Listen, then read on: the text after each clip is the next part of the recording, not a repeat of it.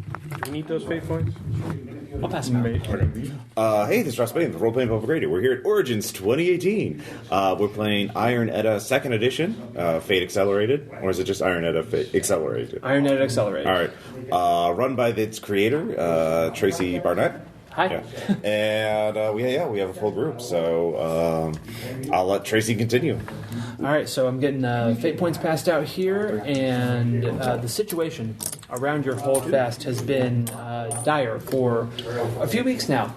You have just a lot of generally escalating tensions. Things are just kind of really weird. A two-headed calf was born not too long ago, and the seer interpreted that as just brother turning against brother, and things are just generally kind of uneasy.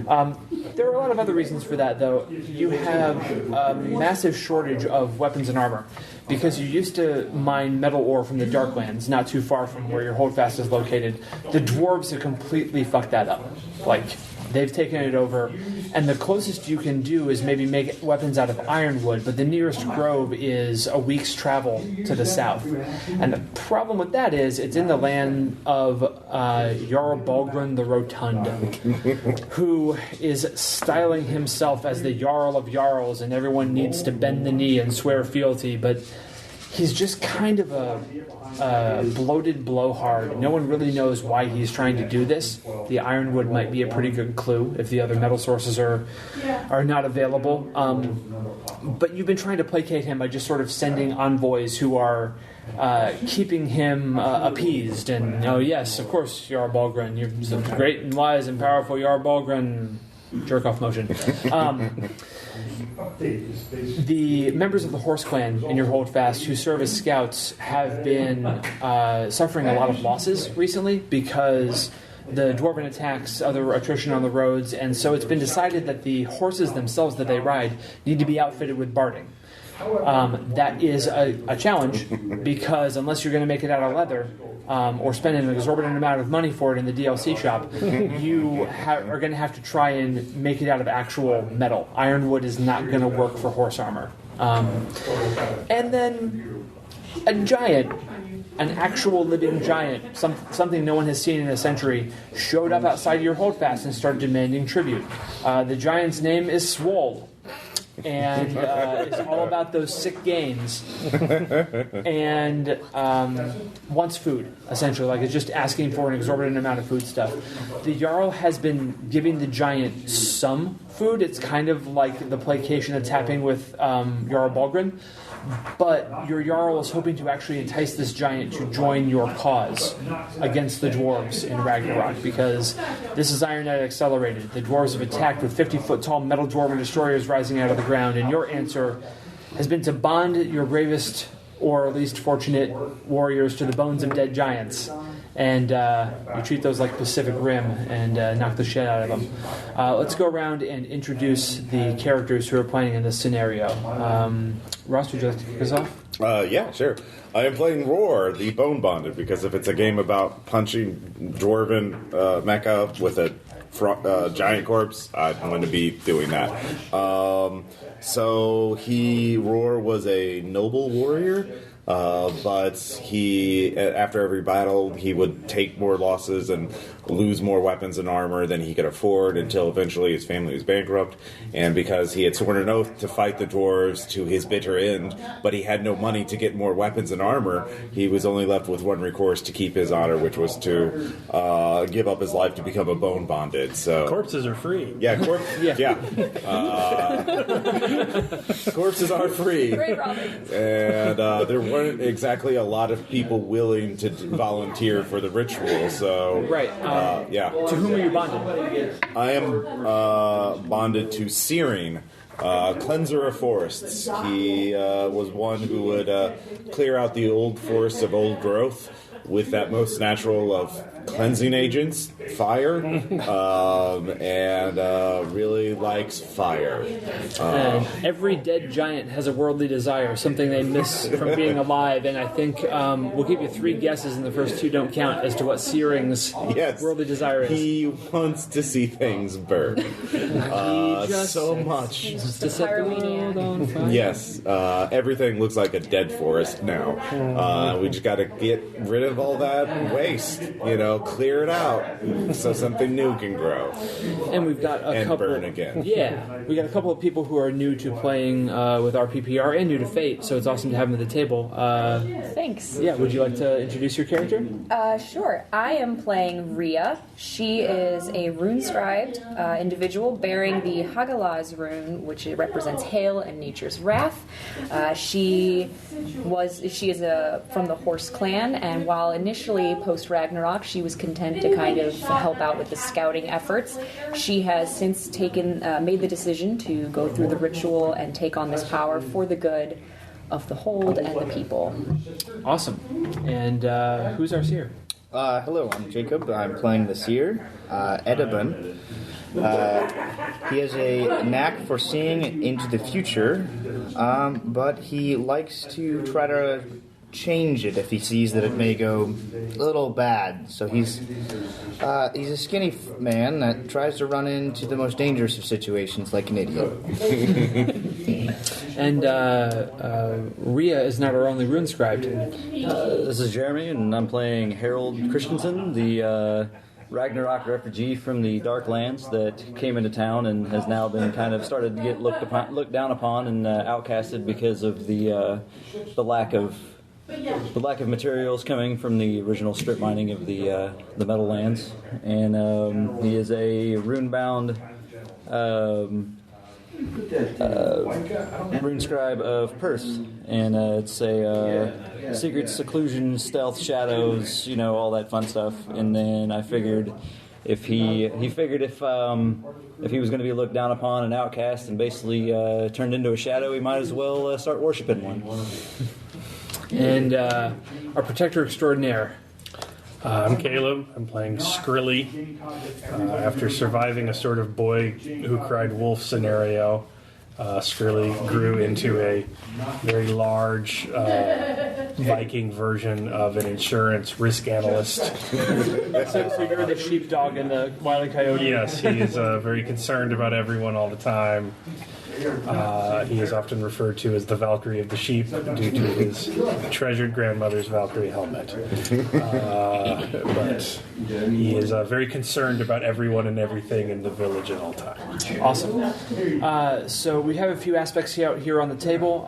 There's just some ambient angst from the portents that were seen by Edda, from all of the tension from the Jarl of Jarls. There's a lot of political tensions because of that as well, and there's a giant outside the holdfast. Like an actual giant, which is just kind of weird for everybody involved. On the day when we were beginning this game, it's mid-morning. The day is cool and crisp. The sun is shining in the sky.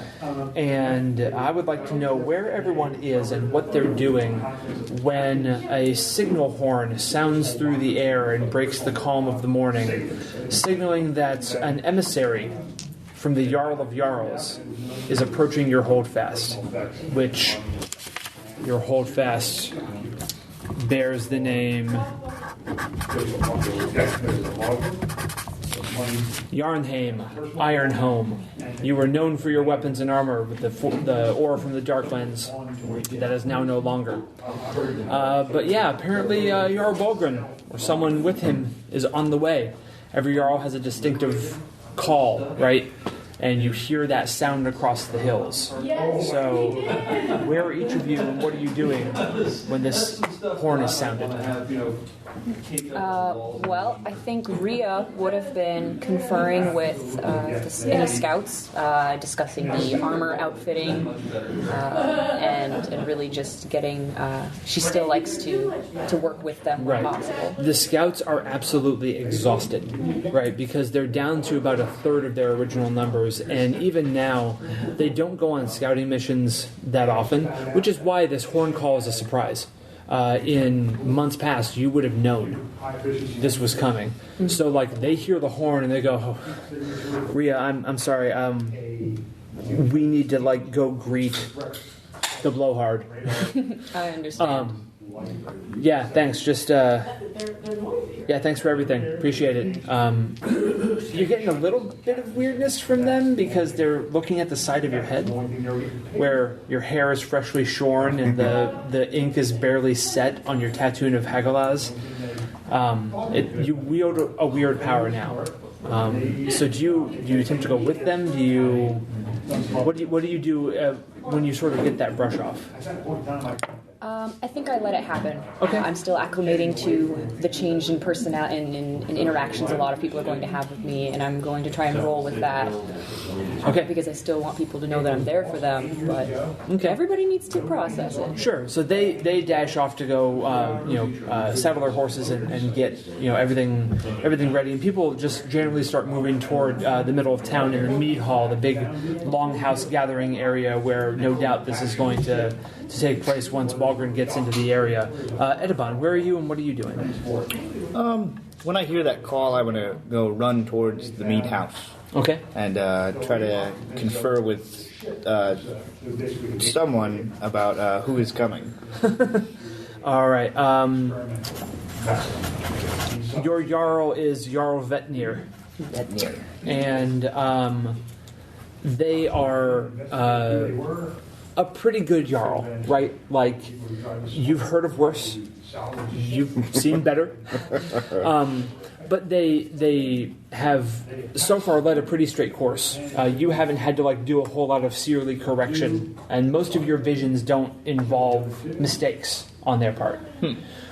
So you get into the mead hall, and they're coming out of their sort of chambers at the far back, and getting on the ceremonial robes over their armor, and yes, Edda, if something you need, I have to attend to this Jarl of Jarls, as he's calling himself. I assume he's coming himself. I don't know. What do you need? Do you need anything? Yes, I need to make sure that giant out there doesn't decide that now is the perfect time to make its presence known and interrupt whatever is about to happen with the Balgren. Well, I'll go talk to the giant. He might know a little more about me than I know about him. Sure, have a fate point for that. From me as the GM to you as the player, because a single individual going out to talk to the giant is a fantastic idea. Oh, no. That's a compel. That's what that looks like, by the way, for those of you who have not played Fate before. Excellent. Fine. Fantastic. Can you please have Roar and Skrilly come? I'd like them to be part of the retinue when we meet this man-sized slug. Let me see if I know where Skrilly might be. I'll rub my temple and I'll think on it. The Jarl sort of looks at you like, does it work that way? Can I invoke the Skrilly is in a lot of my visions? So if you want to try and view 5 or 6 seconds in the future, that's a roll. Right? Okay. So what approach do you usually use when you're trying to call up the visions? Focus? Focus? Okay, the difficulty is going to be a 2. Okay. So your fingers to temples and The scream skeleton. Yo! All right, so let's see that roll. Okay. 3 positives, 1 negative, so 2. And I have a +3, so 5. Okay, so that is called a success with style. Anytime you get 3 or more above your target difficulty, you succeed with a bonus. So, not only do you see where Skrilly is going to be in a few moments, but you are able to hear everything that's going on. It's a super clear vision.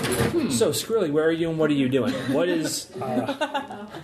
Skrilly should have Smile. signed that user agreement. Yeah, the EULA upon Skrilly entering misses his privacy.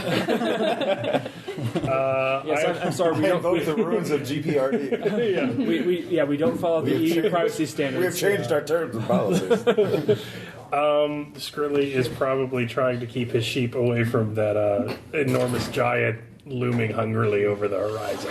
Yeah, so the giant has basically just like set up shop a few low rolling hills away from the holdfast. It's about a half mile, right? Yeah. So it's close enough that with its legs it can be to the holdfast in minutes, right? But it's far enough away that it's... If you didn't know any better, you would term it a respectful distance. Yeah. But this is a giant, so who knows what's going on with it. So yeah, you've had to sort of like move your grazing patterns away. So unsurprisingly, Skrilly is herding sheep. That way. Out of curiosity, do you have dogs in this universe? Yeah, totally. Or sheep? Okay, so Yeah. I'm not just like trying to box them out. Your basketball defense is... All right. Ball. Yeah, your fadeaway jumper is to die for. Yeah, you totally have sheepdogs. Like if you are a shepherd, you're a for real shepherd. And, All right. Yeah. Sounds good.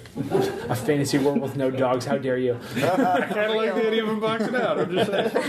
That's not to say that you're not also doing that. Okay. We'll go All with the right. Well, I'm dogs if helping you the want it. dogs. He's a very willful sheep. Yeah. So if you need to go get Skrilly, like you're like bink back to reality, you can see that he's going to have to get the sheep into his pen and like actually get over here from outside the holdfast. So getting him to and from before the retinue arrives is going to be challenging. You also don't yet know where Roar is. 2 tasks, capable seer. Can I use haste to try to get there quickly then? You can use haste to try there quickly. You can also be right where you need to be. I see. Because we're the seer. Seer can do. Yeah. Hey, look at that fate point I just got. Now, are you attempting to follow your visions to Skrilly? No, I know where he is. So you would just want to show up wherever Roar is? Yeah, I'm gonna kick a door and just... There's Cool. Roar. All right. Where are you, Roar? Let's kick the tires and light the fires. Oh, God, no, wait. You're not going to light the fires. Don't tell the giant. Okay, so there's one house that's dilapidated because the family has either moved away or was eaten by trolls. No one knows, and no one liked the family, so no one really cares. Yeah. I'm on the roof of this dilapidated hut, ripping out everything I can and throwing it onto a cart below. So yeah, that's what I'm doing. So you're like... You're stealing copper wire. No, the copper's not flammable. Yeah. So you're recovering it back. Yarnheim's housing crisis. Yes. Inflation's a bitch. Look, if this is an easy way, if I can get, look, I just need as much fuel as possible to like when the giant's angry, then I can calm him down with this. So like, I need to build up reserves. All Yeah, right. so you're like going through and pulling off the dry, still workable thatch, right? Yeah. And tossing the bales down into your cart, and you hop down from the roof and like wipe the sweat off your brow, and you go to walk around the corner to check like the side passage next to the next house to see if there's anything back there. It's a dead end, Yeah. and from this dead end walks the seer. Oh, I needed to see you. Yes. Funny that. Yeah. You are wise and mighty. Yes. Because of course you would be here. Yes, I am. You need to find... Flammable things. You have come to show me a great vision of things that need to be set on fire. And somewhere back in the mead hall, the Jarl's like, why did I ask for more? In the flammable building. I actually need you to find Skrelly. The shepherd. Yeah, the sheep fucker.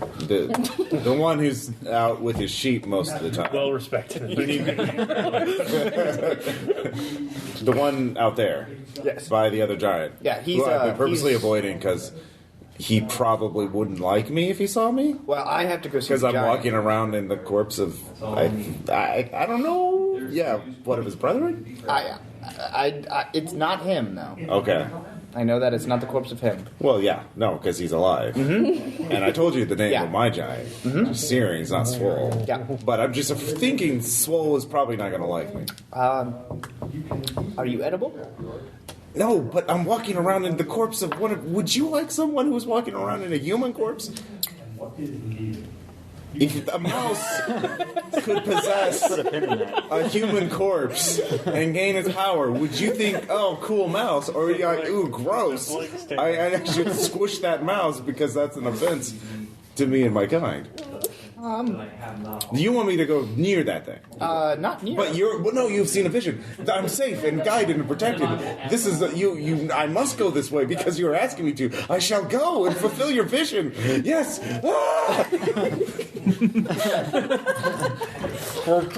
I should have listened to you earlier. I should have listened. I start running. Skrelly will know. Skrelly will know. Yeah. Do you want to maybe tell him that the Jarl wants him to meet back at the thing, or are you just going to forego that at this point? I'm fine either way. Just asking. Fair enough. You can yell. I'm still yelling. Go to the Jarl after. Of course. It has been foretold. Cool. Harold, where are you and what are you doing? The horn has sounded twice now. Right now I'm currently happily walking around the market because everybody else is distracted and they're not throwing things at me now. Okay. Are you looking for anything in particular? Just basically just buying food, supplies, just walking around. Sure. Just enjoying the silence besides the long blast over the horns. I have bread, fresh today. Oh, well, I think I will like a couple. And what do you have in exchange? What barter did you bring with you? Failure. That's a good question. How about a trade? That's what I'm proposing. What's your side of money? I said barter on purpose. How about I watch the stall while you go attend to that? Fuck off with that. Oh, come on. I don't trust you to watch my stall. I didn't say you had to trust me. Who's going to come around you whenever I'm standing here? But otherwise, You raise an oddly valid point. The thing is that keep my eye open.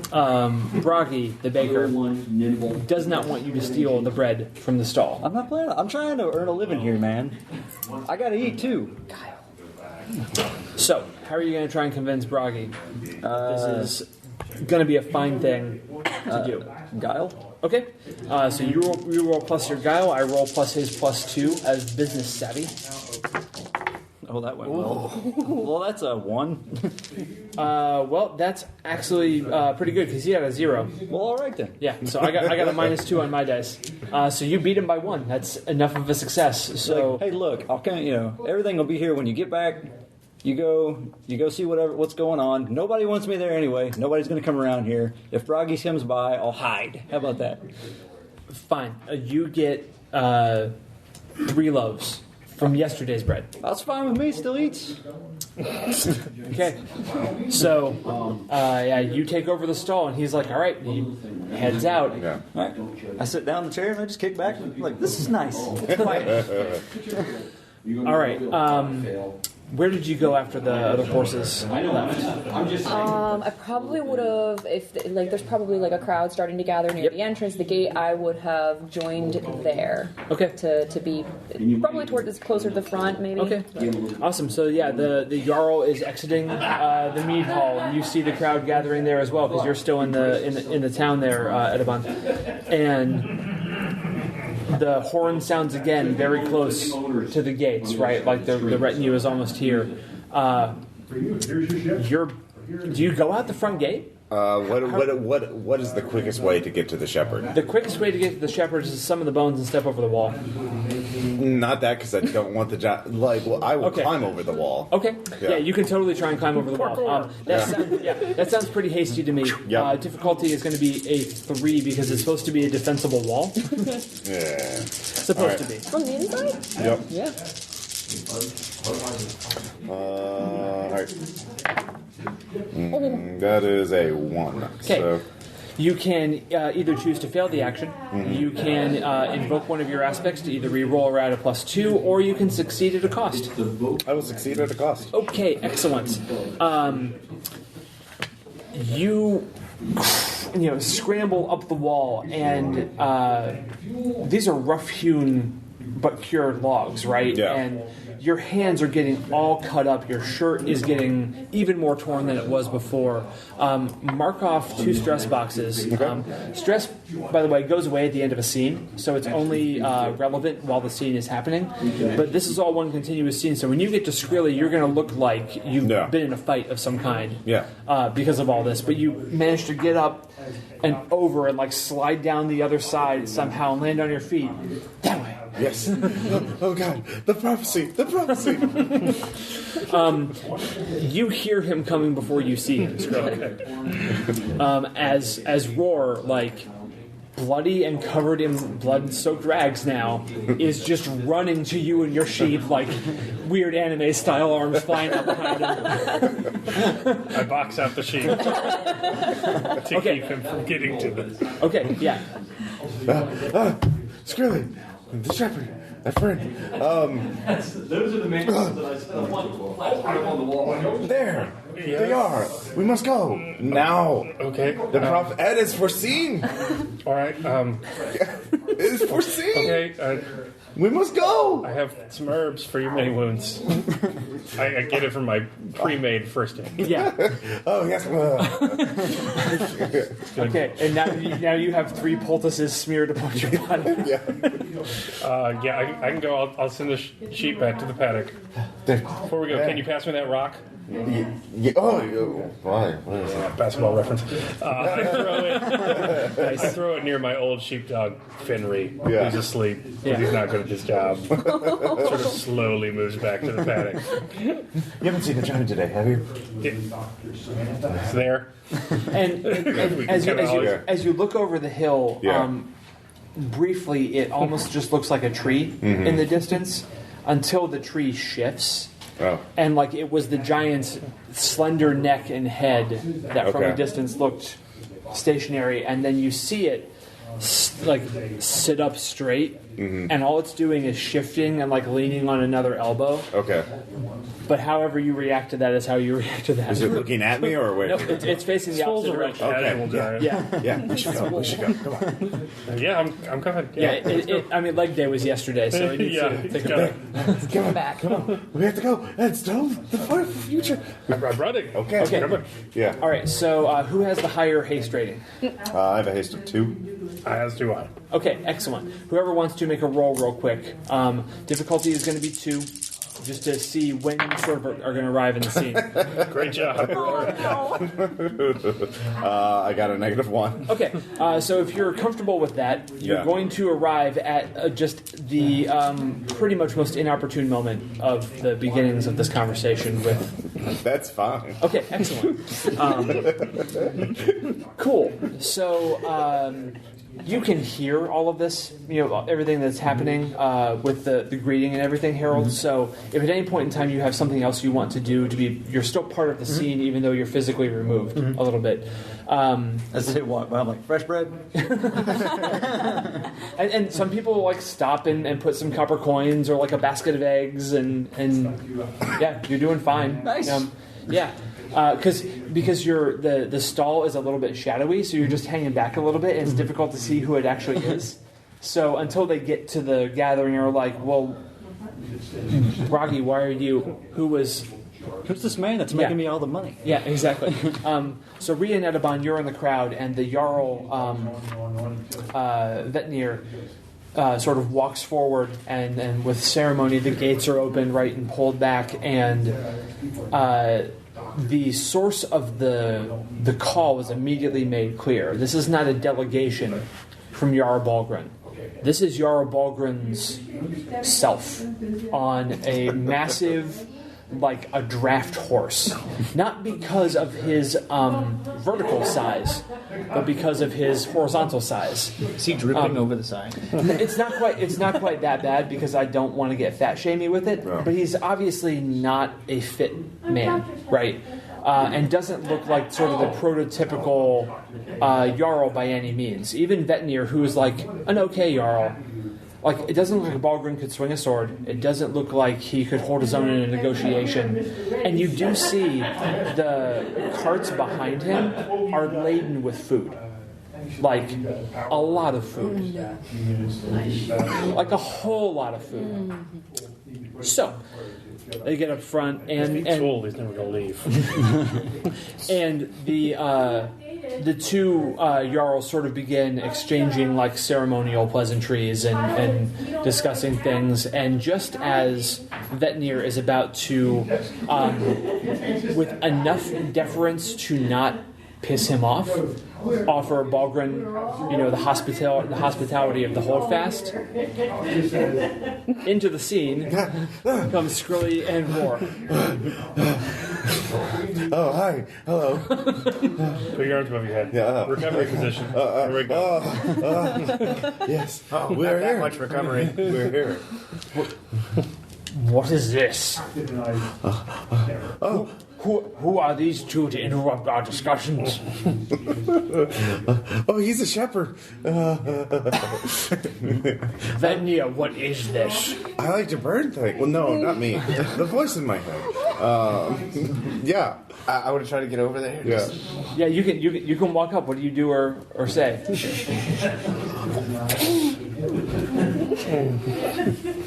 Vetnir, you bring a shepherd and a bleeding peasant to our pleasantries. If this is the hospitality your holdfast offers, I'll camp my tent down the road, and we will talk later. And slowly, laboriously cants the horse around. Can I try to convince him not to leave? Yes. Yes. So you have a couple of different ways you can try to do that. I want to fake I see a bad future if he leaves. Okay, so whatever you say is whatever you say. Mechanically, you can either roll an overcome with haste, right? Because you have that stunt that makes you pretty good at that, or you can drop a word in the right ear. Yeah, I don't know. Okay. All right. You don't want to waste that much. Okay. Quick word. So what are you very quickly going to say to Balgrin? Balgrin, if you leave this place at this time, you'll meet a terrible accident. And you will never be able to walk again. Now, quick GM question. Is that the actual vision that you... I have no vision. Okay, so this is not haste then. This is guile. Okay. Because you're lying at your ass. So you're not going to get your additional +2. That's fine. Okay, all right. We're going to try to do this. All right, let's do it. Oh. Dangerous for tests, so I want a +2. What'd you get total? I got a 0. Okay, he got a 5. So, not even the +2 is going to help you get up there. So even if but I do spend it since I said so. No. I'm not that GM. So, you've got 2 options. You can fail, and he'll just camp the horse around and take his wagon train away and disregard the obviously mad seer. Or you can succeed at a major cost.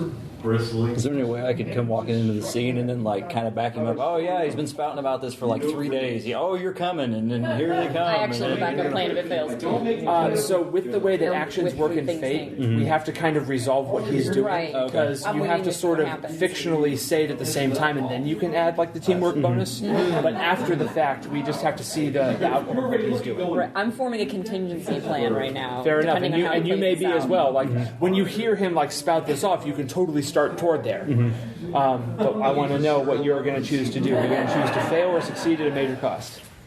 What was the difference between minor and major again?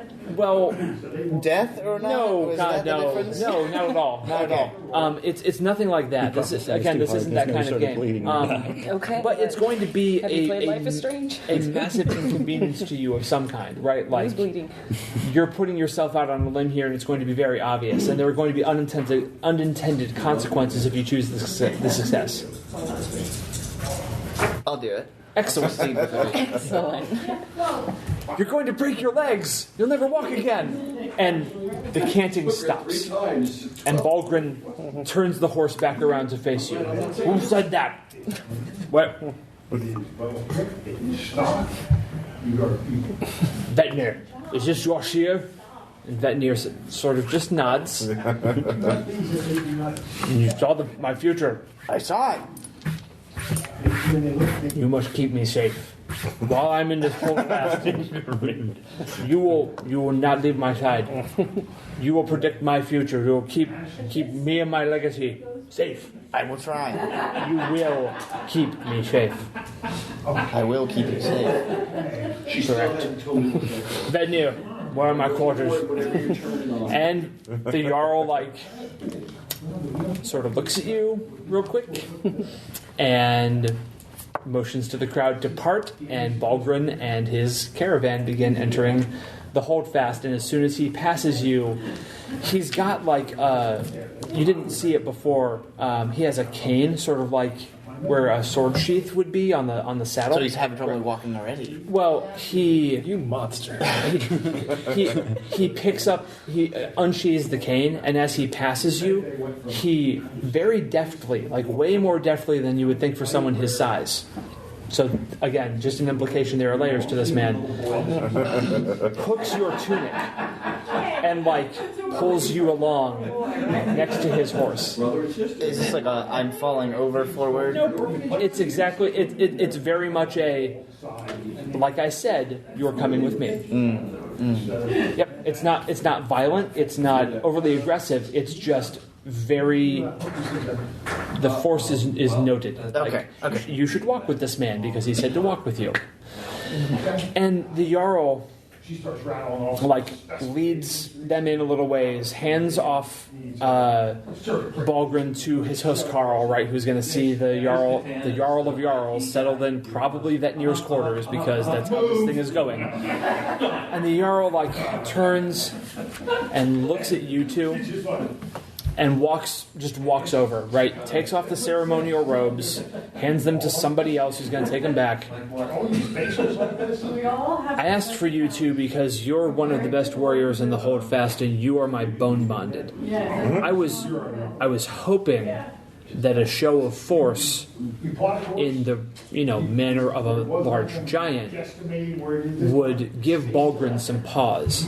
Oh yeah, about that. I haven't done that recently. Ever since yonder Swole was over there, because I'm afraid I have no idea how he's going to react to seeing the animated skeleton of one of his brethren being piloted around by me. That seems eminently reasonable. However,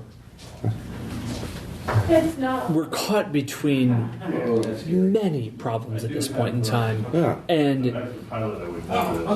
whether or not yonder Swole attacks or has a problem with you, I'm afraid, is an issue that ranks below someone trying to take over our entire holdfast and way of life. Okay, we can argue about whether there would be a holdfast after Swole attacks, but I am not intending to argue with you right now, War, in case you had not missed my intent. okay.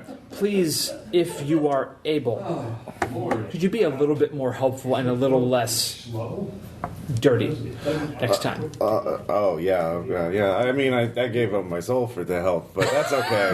I mean, I know cleanliness is next to godliness. Yeah, okay.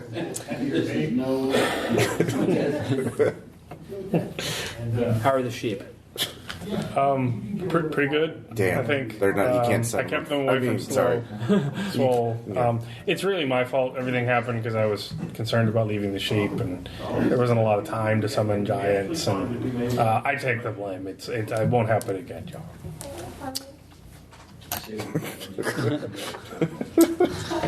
You're right. It won't.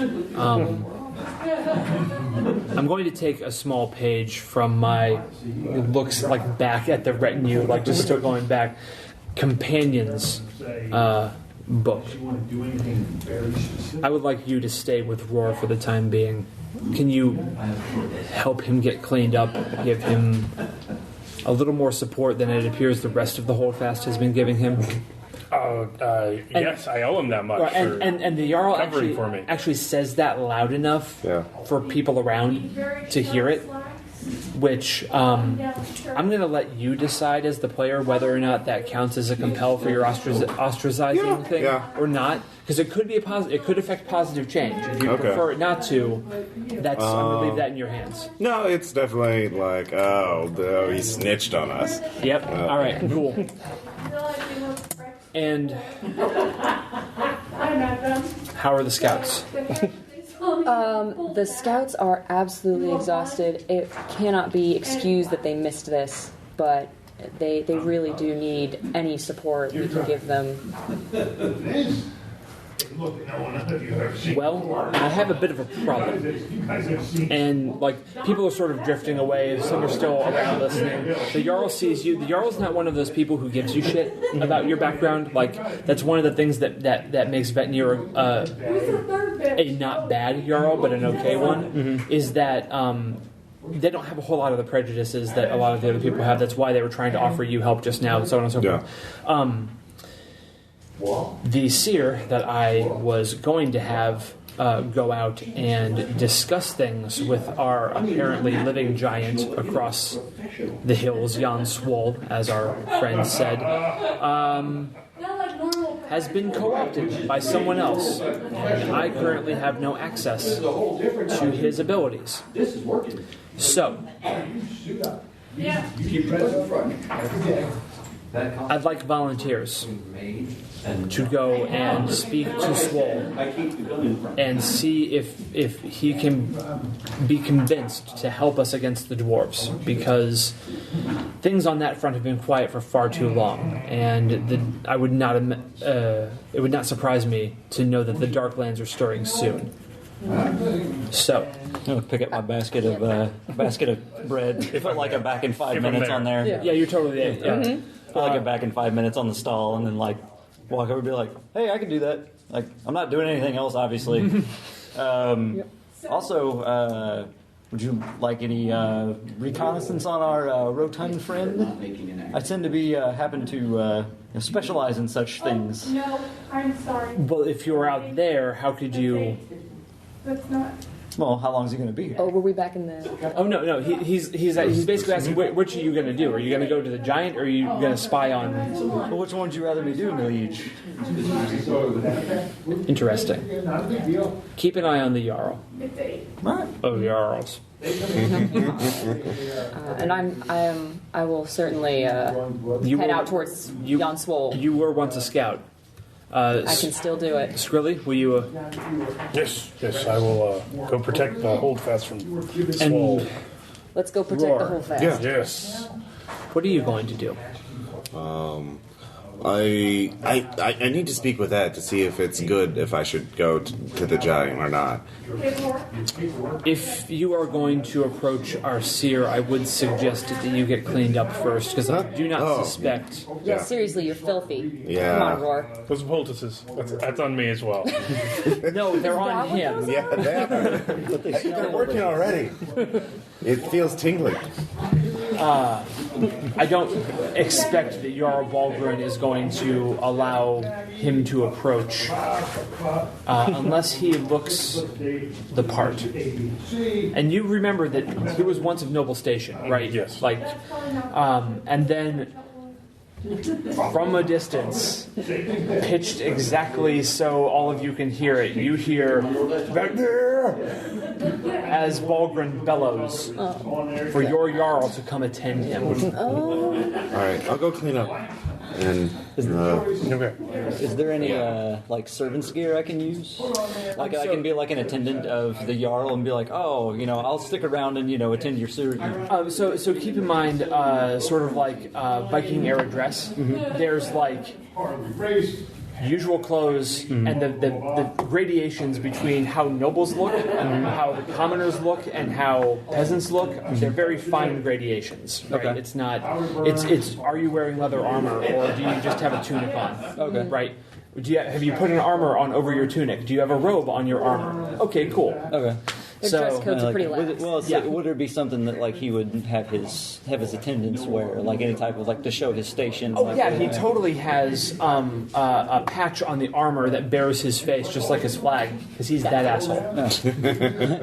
Well, I was talking about. Hey, can I get one of those Vetnir. patches? Oh, Vetnir? No, your Jarl doesn't have such finery, right? Like that's not how they operate. Okay.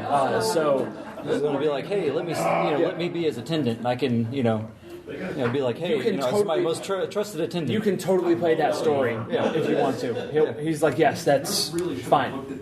We'll do that. You are now my attendant. Congratulations. Reaches out, clasps forearms. You're my attendant. Have a bracelet, right? Like it's Here's your name tag. yeah, essentially, that's all that it takes to do that. So, how's Balgruin been acting since you all You're picking up weights all went back? Like, what happens that makes him bellow out? I start. So in this vision that I saw, the giant was eating your legs, and you really shouldn't go near it. What giant? The giant. So, it slowly dawns upon you that the taste in your mouth is your own foot. Because Balgruin didn't know that there was a giant out there. That's great. This is his true feeling. I mean, you did show up with a ton of food. yep, you did. We totally bought it. Yep. The giants haven't been seen for centuries. And get There's a lot of skeletal ones around. But they don't what eat. do we need? You said Anything eat. or what? That implies life.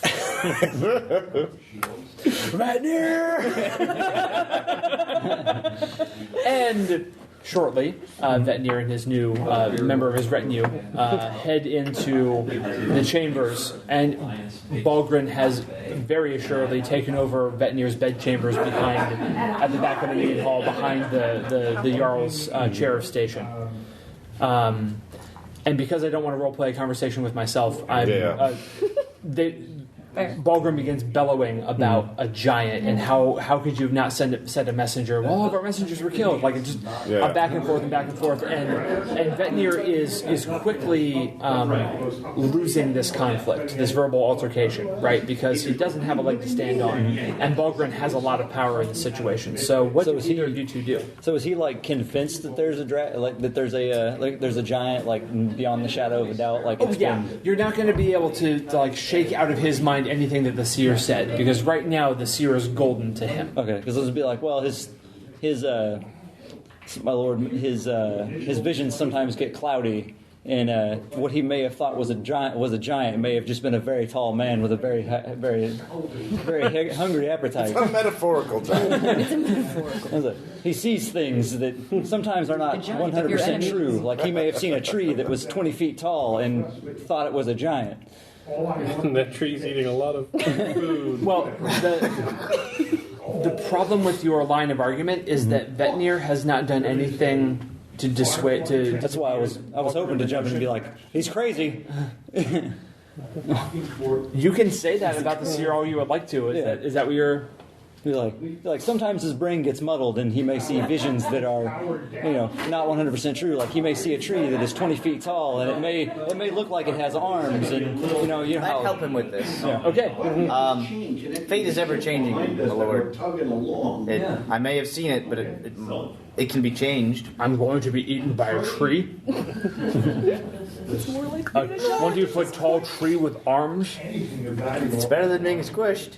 it's more likely than a giant. I have no time for any of this. We have things to talk about tomorrow, Vetnir. For now, I'm going to rest and eat. And he turns around and with his cane, stumps toward the door, and then turns back and reaches the cane out and hooks your cloak and slowly pulls you back in and shuts the door to your Jarl's quarters. Wow. What are you all doing to prepare to... So will you not go talk to Swole unless you go see him first? I mean, I don't know if that could be dooming the entire everyone by angering Swole. I dare not, unless you convince me otherwise. Okay, we'll clean you up. Yeah. I will take you to the signal fire because I know that you're comforted by things that are burning. Well, the voice in my head is, and I try. Well, that's good.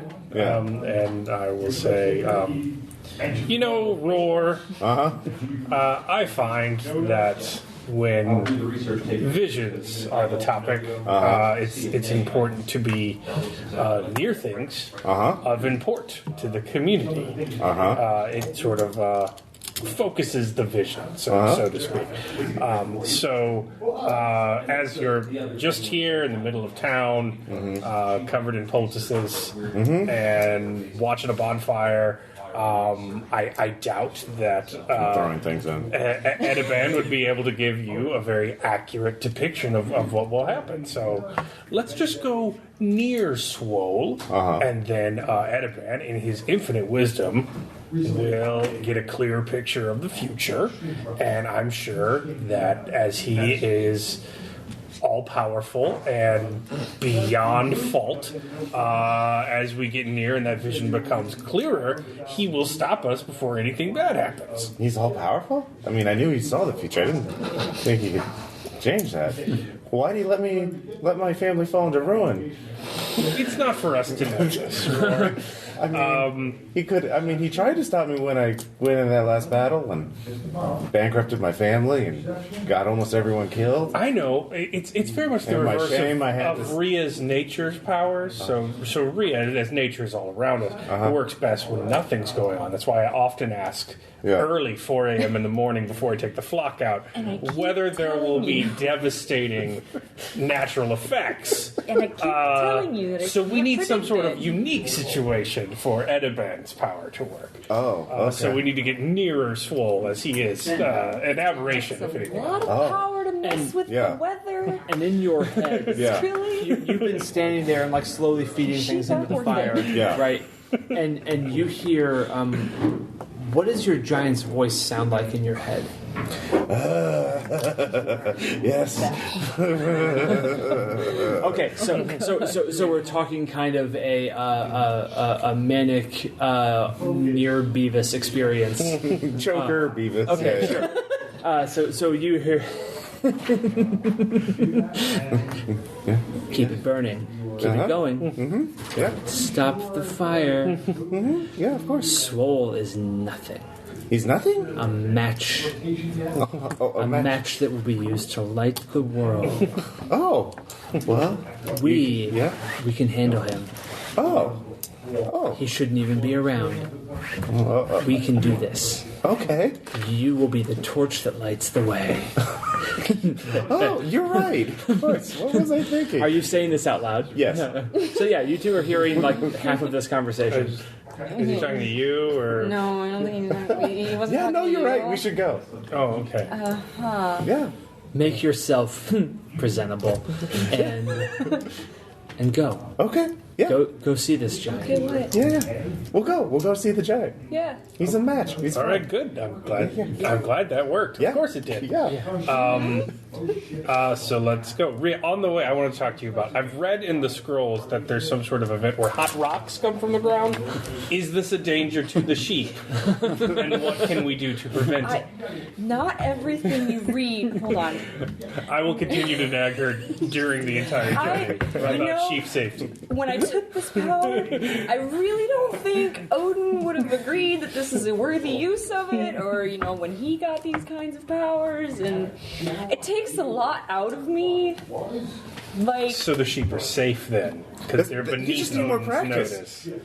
Every time I summon Syrian and I smash things, I get better at it, and it gets easier I'm to not a smash weather things. prediction right. device. Burn things. All right, we just yakety sax bicker all the way to. Yeah, I'm just the whole time. I'm not your weather vane. And Skrilly does provide you with clean, decently fitting clothing. Okay. It doesn't take much to wash up. Your cuts were not that bad. You can clear your stress now. Okay. Since the scene that it was from is effectively over.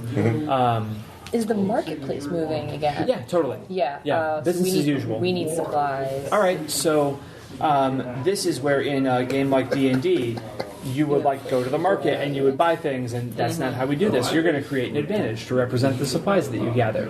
So for bartering, for getting things from people, what approach would you use? I'm going to proceed in. Well, I mean, she's doing this to help them, so really they should just give her supplies because she's doing this at the behest of the Jarl that runs this, Yarnheim, which protects us. Sure.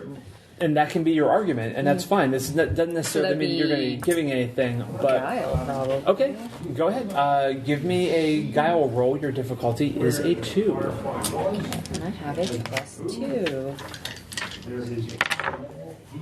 So I got 2. All right, so that is success at a minor cost if we don't do anything else. Do you wish to do that, or do you wish to invoke an aspect to get a +2 that'll take you over? Can I? Well, I mean, could I invoke my high concept aspect? I'm helping. I'm going to use my. I'm going to. Yes. I'm using my runic power to help us here. Yeah, definitely. That's Give me stuff. That's exactly what that's for. Yeah. So what you're doing is what I described in our preamble. You're essentially taking one of your fate points and making it a public commodity. And with things like this, we'll just call these miscellaneous supplies. And you can define those as whatever they need to be in the moment. And anyone who can benefit from these later on, there's one invocation on it. I think a food offering is in order. So wait, we can add. Can Caleb and I add more charges to that? Yes, definitely. So creating an advantage for the folks who are new doesn't necessarily mean making a new aspect. If there's one out there that is known, you can add more invocations on it. So, in Mist Supplies, I could pull out Thor's hammer. Not that that's pretty Oddly specific. specific, yeah. That's an oddly. Well, actually, you can try to, but it's not going to move anywhere. He set it down on the cart for a reason. But yeah, you can totally do that. What approach are you going to use in the marketplace to try and add to things and benefit you in this? Force. instance? I have plenty of firewood I can go and move and sell. So What approach are you going to use? force. Oh, force, right. Okay. Yeah. So you're just going to be take this wood. Well, I can just haul so much of it. Oh, yeah, cool. No. Roar is a simple creature. Yeah. And I'm going to say, we'll still make your difficulty a 2, because you're cleaned up now. Yeah. 5. Success with style. Yeah. So, despite your ostracized status, Yeah. you're cleaned up enough and actually offering something that's useful enough that you are going to put an additional 2 invocations on miscellaneous supplies. Nice. I just gather firewood all day. That's all I do. So good at I it, am. Roar. So good. There's never enough. Wow. There's never enough wood. And Scully, are you going to attempt to add to this as well, or what preparations are you making? For talking to Swole. Yep. Oh, jeez. I will. Instead of getting supplies, you could try talk to people, get information. Yes, I will. I will use focus, I suppose. Okay. Would that work to talk to people and get giant lore? I don't know. Sure, you can at least get what people around know. Like, you've been sort of focused on your sheep and your pastures. And, okay, It's a full-time job. Yeah, definitely. Difficulty again is a 2. Okay. So, go for it.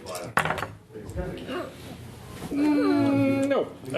That'd be a -1. Okay, so if you would like to succeed at a cost, I have a proposal for you. Okay. So you'll still get the aspect rumors of giants, Okay. right? And you'll get an invocation on it. All right. So will I. Okay. Sounds good. Uh-oh. I've seen how this road goes. It's fine. It's fine. Well, Rasputin doesn't. And generally speaking, I try to keep you all's fate points silvery, and mine are gold or bronze. So Cool. At some point in time, when all of this is going on, I'm going to invoke that to your detriment. Understand. And in this version of Fate, that's actually called a hostile invocation. Okay. So when the scene resolves, you'll actually get a fate point for that. But it takes until the end of the scene. It's not instantaneous like a compel. Okay. So you have miscellaneous supplies, foodstuffs, whatever need you be, and rumors of giants that you carry with you across the 2 rolling hills to Jan Swol. What's going on in Balgren's room? What is he doing? That's what I'm asking you. You're the one in there. Oh, you want to make it? Yeah. If you're not comfortable with that, I'll gladly do it. But that's I like to see what the players think the vision is. I think he's trying to convince me to rub lotion between his legs because they're chafing. Moisturize my legs and give me a vision. Get between my legs and give me a vision. Terrible job. The chafing. Well, I guess you did succeed at a cost. Read the red spots between You don't have any aspects that really would be compelled. That's just super embarrassing. So no, you can ask me for a fate point, but I don't think I can oblige in this instance. Your Jarlship. I'll do one of those. Well, I have other attendants that can lotion my body. And he reaches into his voluminous robes and rings a bell. Where did it come from? This dress has pockets. And a couple of attendants come in and he mumbles something to them and they come back with bowls of oils and unguents and I've been riding this horse for an hour. I'm chafed.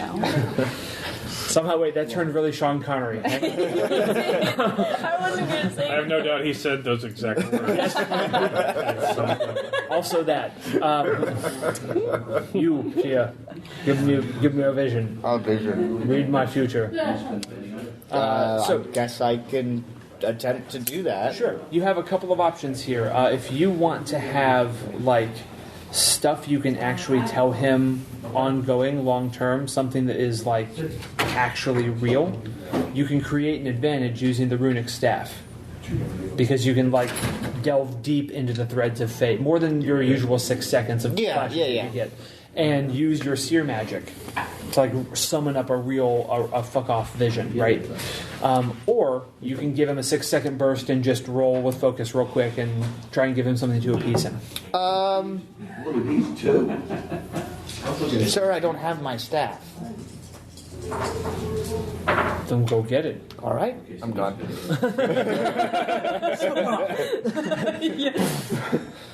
And now I go to the giant. Because he let me go. Very good. I'm very pleased by this. You see the seer dip. He's out. Yeah. And Vetnir is trying to figure out where he's going to be sleeping, and he's actually utilizing you as a body servant, at least a little bit. What do you do when you see the seer dart? And Vetnir sees it too, and just doesn't say anything. He wants plausible deniability. I should probably go see what he's up to. But what I'm thinking is, I have certain abilities. You have a certain set of skills. So what I would like to do is potentially use my runic power to set up like a one-way communication between Jarl Balgren's shadow, Okay. and have it pipe into where Jarl Vitnir can hear it wherever he's at. Okay, very interesting.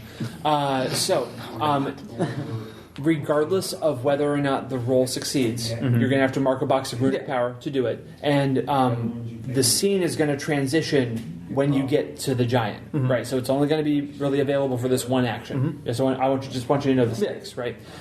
Then you're going to need to choose an approach for how you're going to do it. Guile seems appropriate. And your rune operates at heroic scale. That's one step above human. Okay. So you've got two options when it comes to the bonus you get for that. You can either choose a +1 bonus up front, just because it's more powerful, or you can assume that you're going to succeed, not knowing the difficulty yet, and you can get a +2 shifts of effect. Okay. But you have to succeed to get that. Success at a cost counts, but you have to succeed to get the shifts of effect. Okay. So either a +1 up front or a +2 on the end result. Let's try the +2 on the end result. Okay, excellent. To get this set up, this is some seer magic level bullshit, right? You need a 4. Okay. I got a 3 so far, so hopefully that'll work out. All right.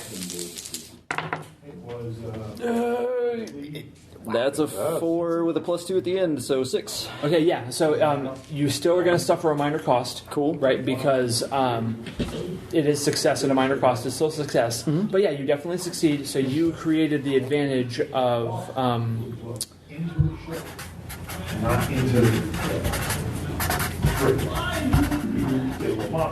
Shadow Network. I'm going to write, actually, just real quick, Mead Hall on there, so we know what the context of it is, because when you go to the giant, you won't be able to use this invocation. Yeah. Right. But you get the free invocation on it, just one because it was a regular success with your bonus. And the minor cost is going to be that this is far more permanent than you had intended it to be, and it's not just one way from Vetnir's old chambers to wherever he's setting up, at least not for you. Until you do something, or maybe the seer does something to get rid of this effect, whenever you're in the mead hall, you will hear random whispers jump from one shadow to another. And you won't be able to so as soon as you do this, right? You what does it look like? I'll let you do the description, then I'll tell you the bit after. Basically, kind of like almost like the shadow becomes almost like a glassy surface, and then it has almost like a portal effect, and then it funnels into the Jarl's shadow as well. And then when that's established, Vetnir goes and sort of nods. He can hear what's going on. And then you hear a woman whispering from across the mead hall, and you catch 2.5 words of her sentence, and then it's somebody else. So you have this constant low-level mishmash cacophony in your head when you're in the mead hall. It's just a little bit distracting. So basically, when you go to operate in here, your difficulties are going to go up just a little bit because of the distraction. But as soon as you leave the mead hall, radio silence. Sweet. And everyone begins heading off to see... getting my staff, actually. Yes, yeah. Staff, easy, no problem. Everyone is going to go off to see... As soon as you get the staff, I wanted you to go back. Well, I took the long way home. Yeah. Yeah. I didn't say how I was going to get there. I didn't tell you how long I'd be gone. Yeah. And we're going us to... after all. Ah, yes. We're about halfway through. Let's do a 5-minute break real quick. And then reconvene, and we'll wrap this up. All right, cool. And we're back. So at the speed of plot, you're all together, heading out to Jan Svol.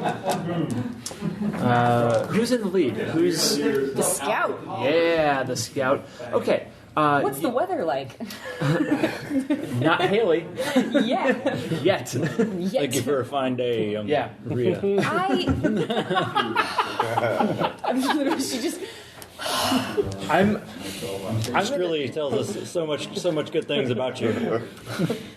I'm going to give you a fate point for that, Rhea, because he's supposed to know how it is. You're supposed to know what this is like, Harold. You're darn right I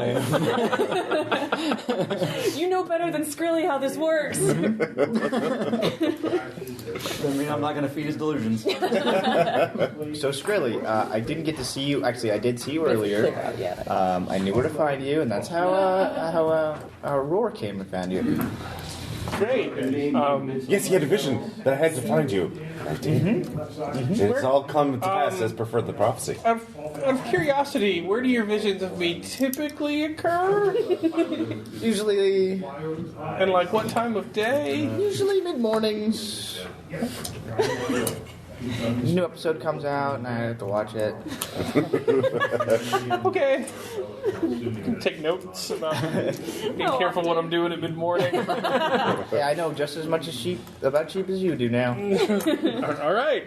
Oh, and thanks again for letting our rotund friend know about our giant friend. You told him? I made a Had to mistake. come in with the save and make him think he was crazy. Ed, you know, I thought you were good at seeing He is. bad things happening and like stopping Oh, those he's things. really good at I- seeing bad Hey, things. doesn't mean I see all the time. I thought you were cool, man. I thought you were cool, man. I thought we had this thing. I mean, I could try and see now to see what this giant's gonna do. Sure, do that. Smack my staff in my face and just. Oh, that's what he did for me. It's gonna end well. It went so well for you.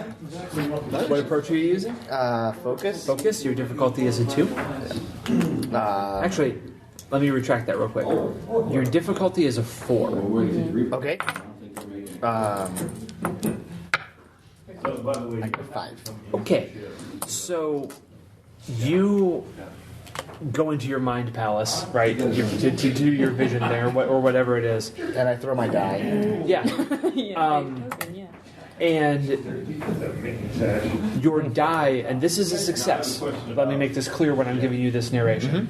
You sort of fix your focus upon Swole, like just only a hill away now, right? And you mentally toss your die to like get the focus and have the vision sort of snap into clarity, and the die just keeps bouncing, clicks around, it never stops on a side. And the clear implication to you about this, it's not a dire portent, it's not anything like that, it's that this giant is disconnected from fate. It has no threads to pluck. It has no threads to see. There's no strings on me. Does he say that? No. Looks back at me. Yeah, the 2 on the die turns into the giant's eyes and is yep. But no, that's the implication of all this. This is the successful vision: is that you cannot get a read on this giant, and it occurs to you prior to this moment you'd never tried. It had never even entered into your mind to do it. For all of the furor around the holdfast about there being an actual living giant, you'd never tried to have a vision or access your visions about the giant. And now that you have, you've got nothing firm you can hold on to as the die bounces. Does and he bounces insist and that? bounces and bounces. I had to try to pull myself out because it has to land for me to get out. So I Yeah, and you're able to, because this is not a success at a cost, right? So I So just rip the staff away from my face and go. Whoa! Never seen that before. Profound. Never seen what? I've never seen that before because I've never tried and never seen before. and in your head, Yeah. you hear.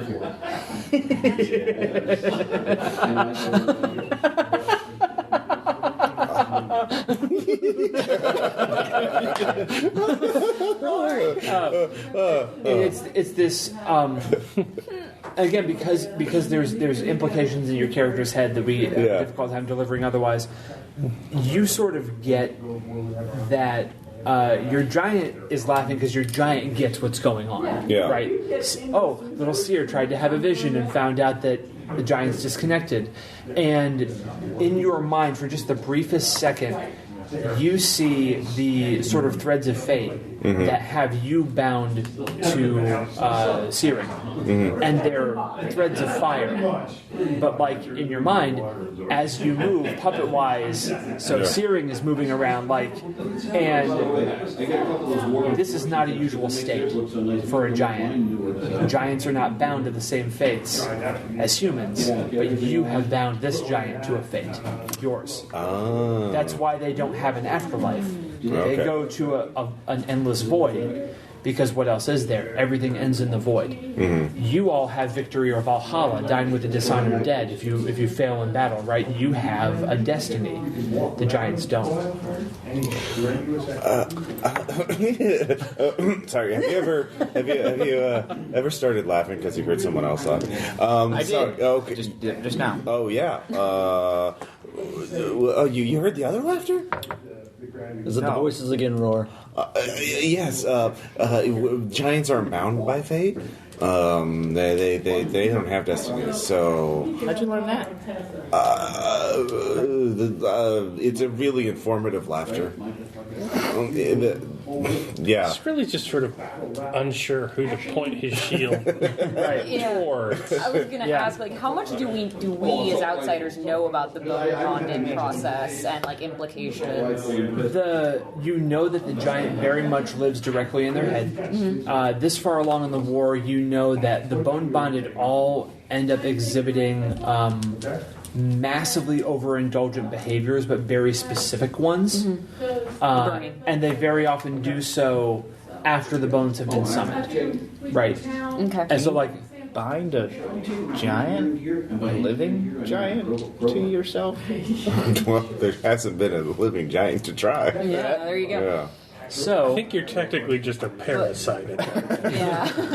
So I guess anything beyond that would be at his discretion. you'd have to ask specifically, and Roar would have to choose to tell you, and or Searing would have to choose to tell Right, 'cause Roar. Searing can- Yep, exactly. So that knowledge that you got, Roar, think of it as an extension of your your knowledge of the ages. Yeah. Stunt, right? Okay. So yeah. Yeah, we can't see his future because his future is unbound. But you looked great. Yeah, well, because I bound Searing to my fate, and we're all tied to the strings of the strings of fate. So we all have destinies that we are bound to. Yeah. Can I try to fade on fate? What? I want to try to actually look in his future. Because if the giant's not tied by fate, maybe someone else that here. I mean, I guess I could go with anybody here. You could. If you try to do it with Roar, just as you said, you're like, okay, well, living giant, not, but hey, the dead one, maybe. You touch your staff to your head, fire. That's all that it is.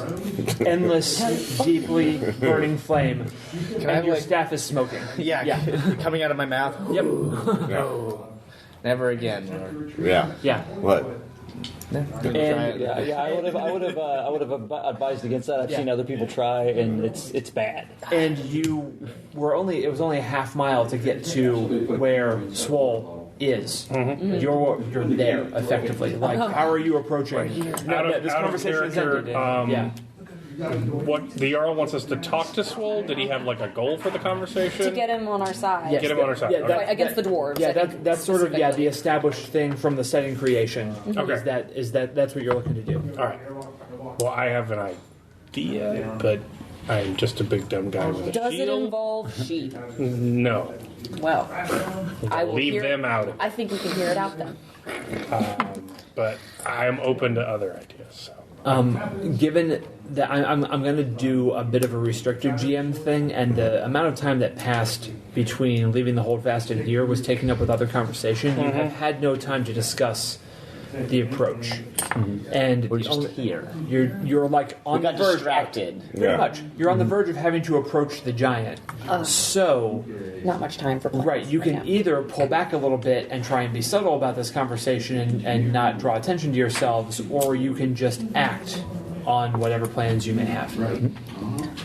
Both are valid approaches with different possible implications. Yeah, I mean, I personally would lean towards hanging back a bit just to nail something down. Do you just like sort of notice how close you are? And be like, Yeah, I'll just be okay. like, because I was at the front, so I'll just be like, ooh, wow, we're like almost here. I think she learned how to herd sheep from you. Yeah, her box out was great. Her box out is getting very good. It's the party. All right, so the Valgren has a lot of food, right? And Swole would like a lot of food. Yeah. Right. And you told Valgren that the giant will Eat him. Okay.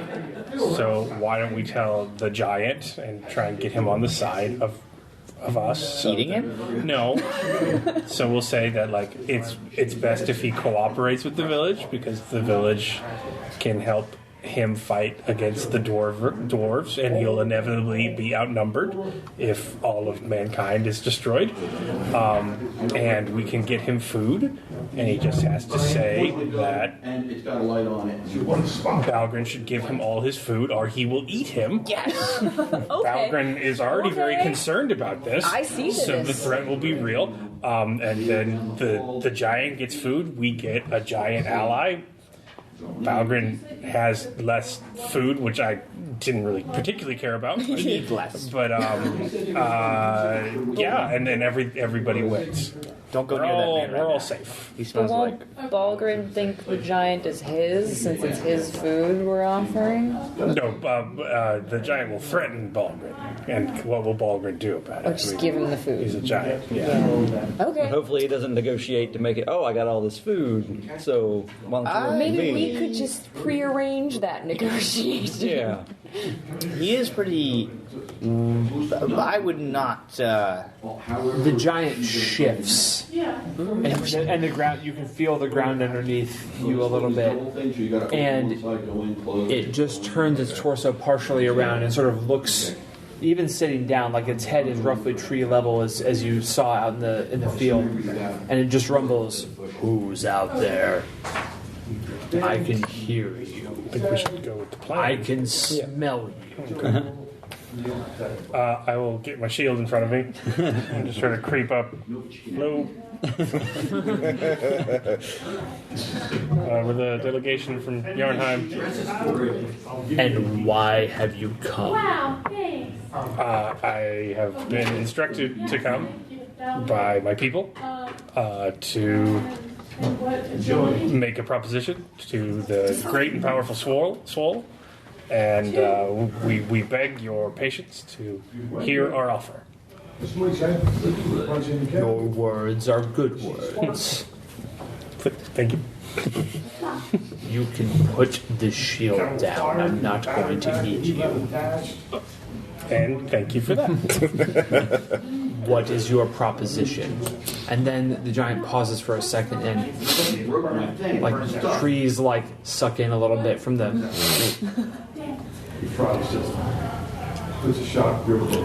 I'll stand up. What are you?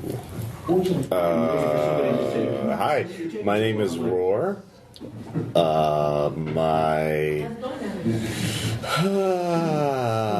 You're probably familiar with passenger of mine, Searing. Yeah. Searing would like to make an appearance. Okay. Are you comfortable with that compel? Yeah. Okay. He just- So Settle down.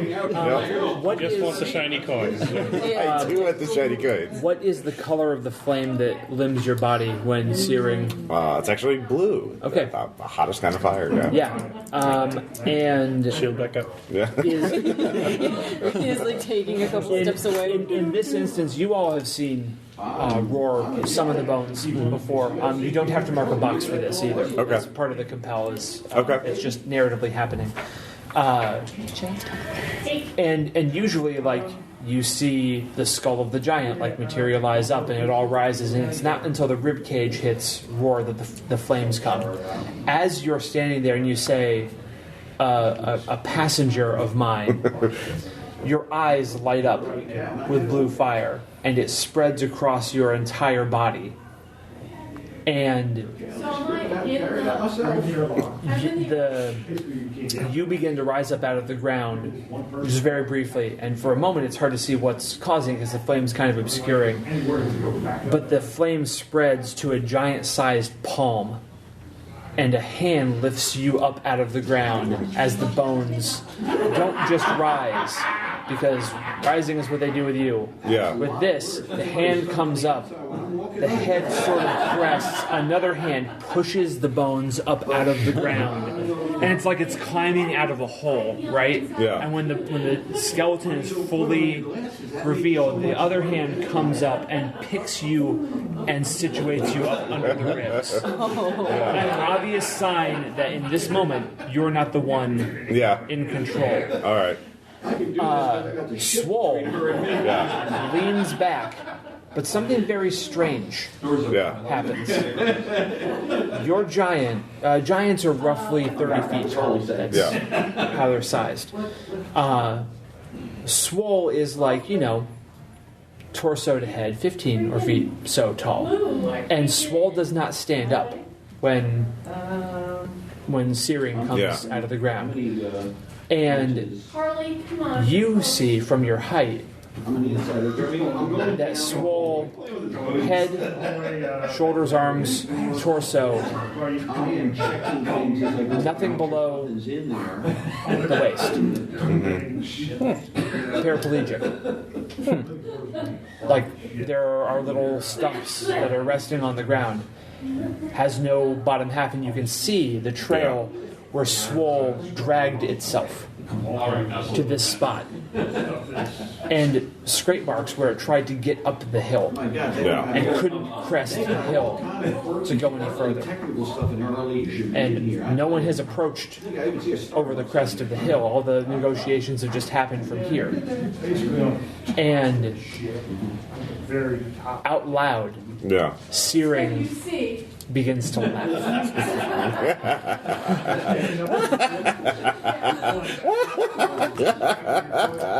Skrilly's just gonna sort of like tink his head against his shield. Searing inside voices. So, Swole sort of rears back and looks up at you have no idea what it thinks you are at this point in time. You all have no idea, but it looks up and it leans back and rests its arms on the hill crest, like it's just leaning against a recliner of some kind, and doesn't say anything. Searing laughs and then sort of laughs itself out. And you feel control snap back, right? And the situation is as normal for you now. Now when you move, Searing moves. You've got the bones for the rest of the scene. You hear the laughter just going on in your head. And Searing is just mocking this broken giant. Searing is not a good person. Nope, not at all.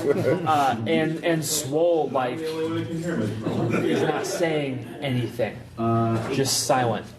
And he's the only one who saw that. We're still on the other side of the hill, crest. Did not see it. You can't see 30-foot-tall giant come out of the... No, we saw him. I'm saying we didn't see We don't see that Swole is You didn't know what's going on with Swole because Swole had just sort of turned to look at you and then turned back away. We didn't see, so we still don't know about the lower half. But we just saw him come up out of the ground, laugh his ass off at something. And I'm talking, Searing was pointing and laughing.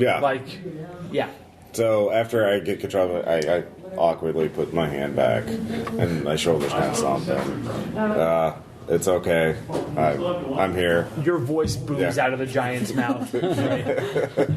Thank you, Roar, for that. For your kind consideration. Yep.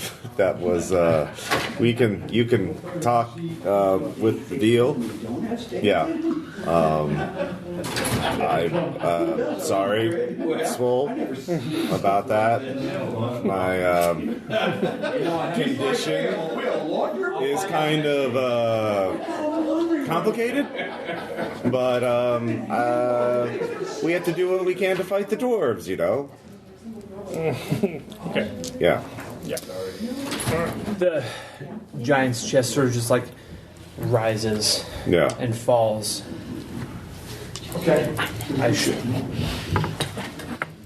I should have expected no much more from this world. We left it for a reason. And now this.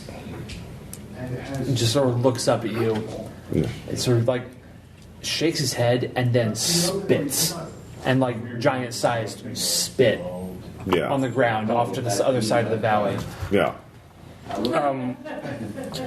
Yes. Well, obviously, do I know the giant's name? Yeah. Swole. No, the other giant's name. Oh. Did you tell us? You've mentioned the name in passing before. Okay, and and I've crested the hill, right? So I've seen. No one else has seen this yet. Seen it. Okay. Well, obviously, he's being punished for his hubris by being enslaved to such a lowly human. Look at him, so unassuming and pitiful, and yet he is the master to a mighty giant. So unlike a brave, free giant like yourself, whom we must beg mercy from. No need to lay it on so thick, human. You are very big, so... Not as big as I once was. Okay. Crest the hill. See what has become of me. I will crest the hill. And when Skrilly says the thing about like you being the master, or he's the bastard too, is that what you said? No, I punished for his hubris. Right. Yeah, you feel like a surge that like Searing is like trying to reassert itself in your brain. You just push it back. Right? Yeah. Like, can you maybe hold it together for like 5 minutes? Yeah, pretty much. That's all we need. Yeah, you're able to hold it together. Yeah. And like, and if you want to, you can even dismiss the bones. It's completely up to you at this point in time. The consequences have already been suffered. Okay. So, I'll just wait till the scene to end. okay. Yeah. So does everyone? I was gonna say, like, is that also invitation for the rest of us? It did not seem like the giant was not saying that. I would run up the hill. Okay. And when you head up the hill, you can see, what has become of Swole. And I can't see his fate at all. I didn't see how he lost it or right. We could just ask him. I was gonna say like Rhea would just walk up, look, and just be like, "Holy shit! What happened to your legs?" And how did you get here? Well, that's obvious. No, like here, as in point to the there is drag no marks. other giant besides that thing. We'll let our guest giant talk. Passage through the 9 realms is never easy. Suffice it to say, I misjudged the timing on my exit. I've been traveling through this world for years. And I found myself here, out of energy, unable to move further. I had hoped something could be done about this. Well, actually, here's a question. I see that there are magics, some which maybe never should have occurred. No, you don't care. Is there an atmosphere? You have a depressed giant on your hands. Yeah, I was like, this guy. I was expecting something way more aggressive than this. You actually need to use Well, Swole, we're here to help. We are. I'm right next to it. We have an arrangement that could benefit everyone. What is this arrangement? We have a jarl who is infringing upon our territory of a foreign land, and he has happened to hoard a large amount of food that we would be happy to give you. And in exchange for that, and you sort of making it clear to him that he should give you that food or you'll eat him due to a misunderstood prophecy I had no control over. Humans are stringy. Yes. Not him. He's actually. Yes, he is quite tender, I assume. Marbleized. Yes. So He has been very lightly rubbed. you could threaten to eat him. He will believe you, for it has been foretold You could get a large amount of food, and then you could join us at Yarnheim, where we could, you would have a bounty to feast upon, and we would have a giant amongst our citizenry leading us with his wisdom. None of that fixes my legs. We have carts. Maybe we do have a giant undead giant that could perhaps move you around and give you some sort of. Absolutely not. Okay, all right. Got it. Wait, no. You, Mister, you the giants of the wisdoms of the ages. You were seeking something. You did not come here randomly. There's something that you were looking for to heal you. Were you not? The giant is trying to look cagey at this point in time. This is the thing my face is doing. Right? You're completely on the right track. Yeah. Right. Your experience with searing is enough to know that admitting weakness is a really nigh impossible thing for these beings, and giving away secrets is tantamount to betrayal. Yeah. So the fact that you sort of saw through all of that really cut this thing to the quick. Oops.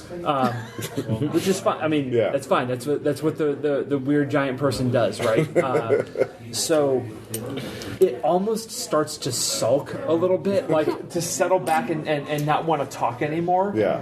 And then it sort of like looks around at the group of you and like it's really taking you in, right? Yeah. Even stares at you and tries to understand the power of what you have going on. Mm-hmm. Sees your rune, like gets sort of how you can like survive things, and then looks over at Edda, sees the staff. I don't know someone that you think I know. No, it's not that. So I didn't do any killing here. Okay. You're the one they call the seer, yes? One of many that exist. And you have the ability to weave fate into other things, yes? You are fateless. I am fateless. But the trees around us are not. The grass here is not. The ground is not. The metal your weapons are made of, 11. all of that has a fate. But your legs don't have a fate. They won't be my legs until you make them. What if they were fated to be? It would take a lot. Then do it. What are you And offering? I will do what your shield bearer, literal shield bearer, right, suggests. I will come to your town. I will threaten to eat this Jarl. I will take his food. I will give you my wisdom. I will fight alongside you for a time. Just give me my legs back, Seer. Can I like hurt myself during this? Entirely possible. Is there any It's a way risk that I'm willing to take. Instead of him potentially burning himself out, is there any way I could like use my rune Well, you can to take a basically- fate point from the I was supplies. going to say we've got Yeah, some we got a whole fate bunch points of on the fate points table over here. Yeah.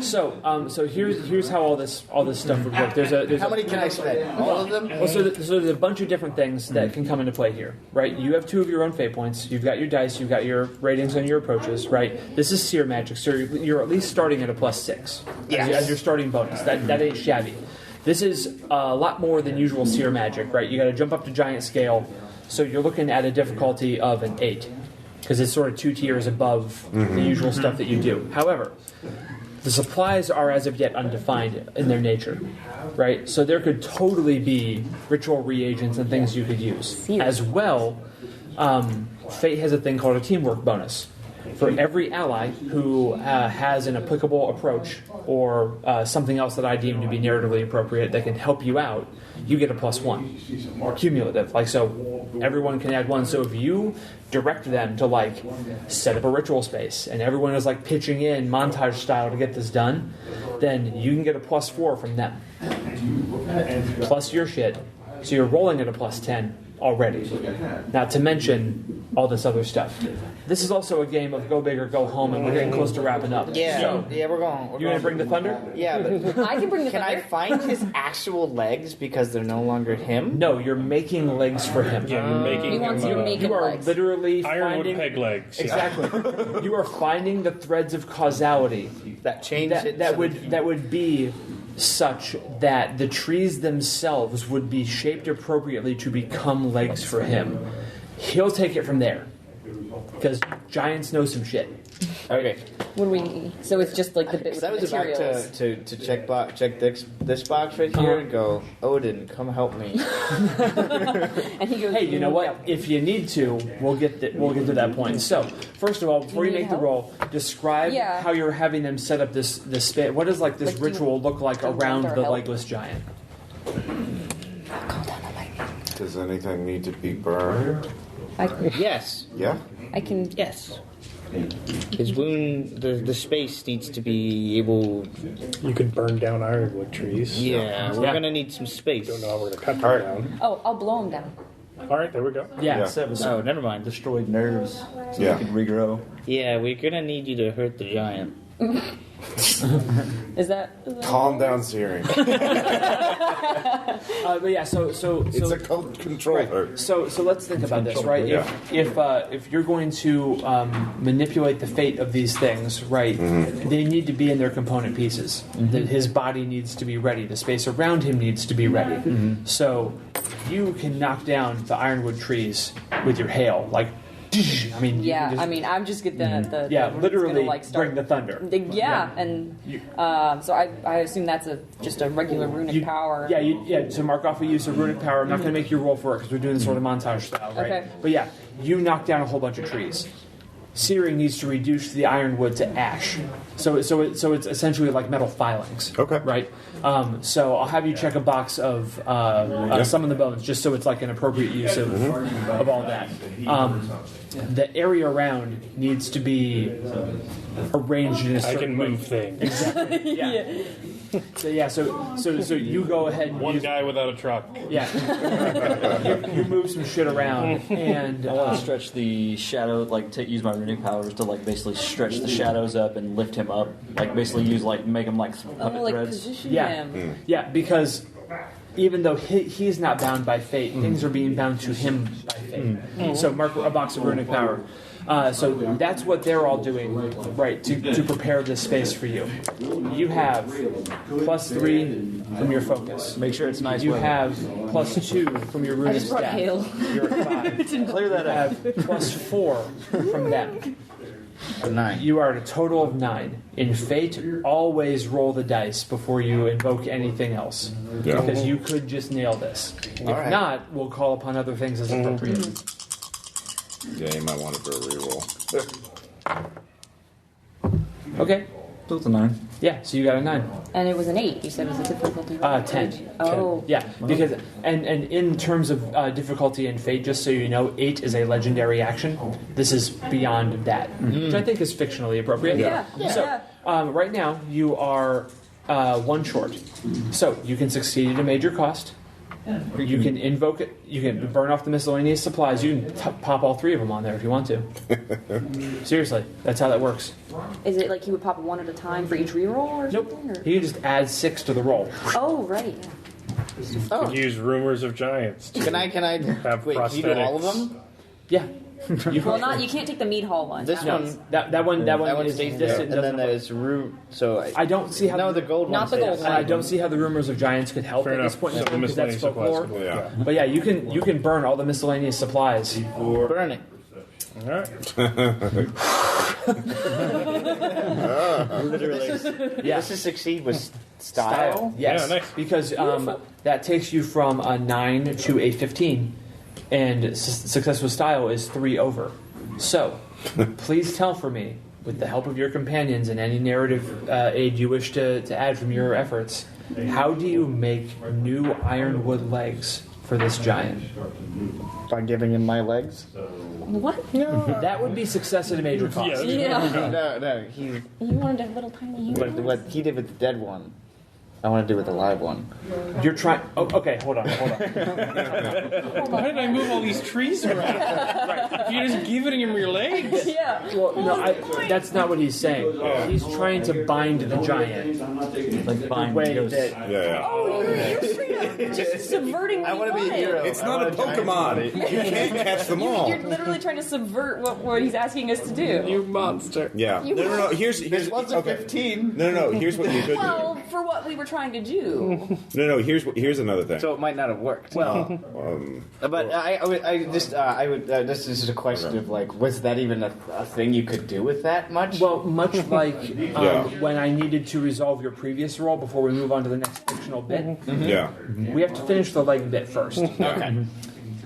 Then we can talk about the other part. Okay, that's fine. So, Well, from the fires that he was burning, all the shavings will like congeal into like Silver Surfer, yeah. and when he's holding him up in the air, it'll come together and start embedding itself like strand by strand into his legs again, and the form will come together, and unfortunately he doesn't have any pants, so You're not making him a new dong. I mean, Did we have enough shavings But for with that? style, he has like, shapely calves. Yeah, exactly. Just like well-defined Wait, calves. is it sculpted Yeah. to the legs? That man is a after the CrossFitter now.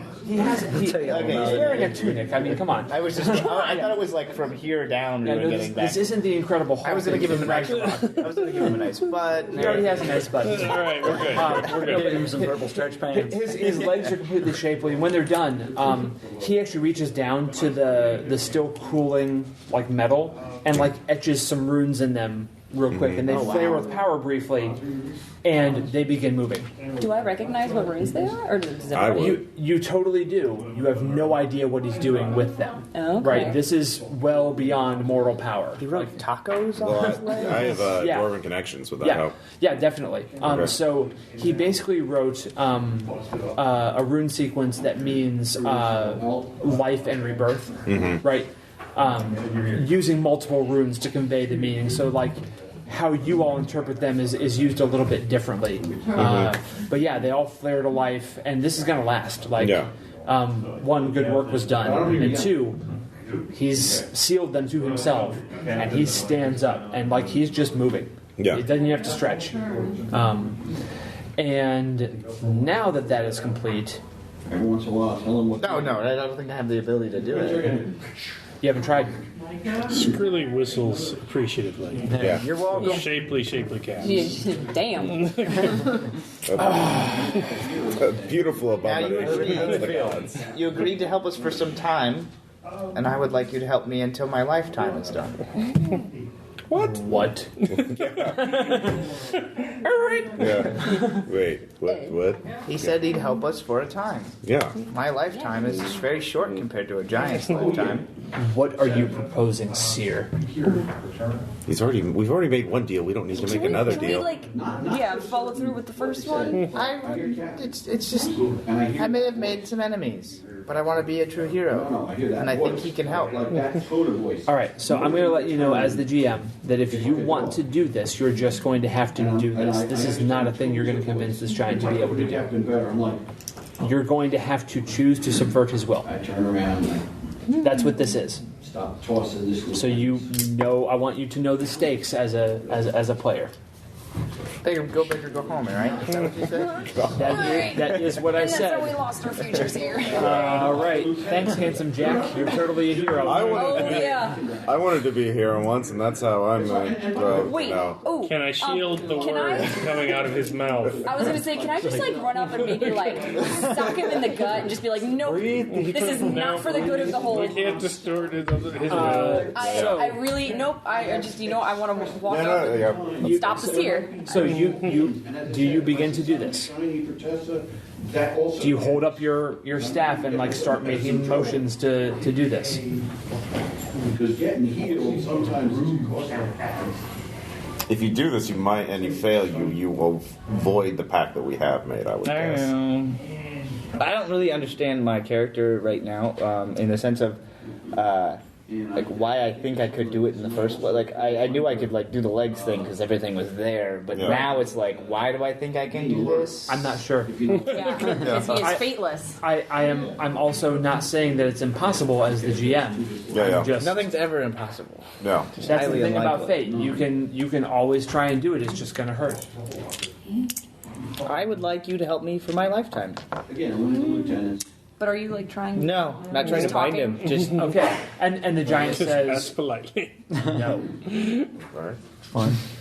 can I break the magic on his legs?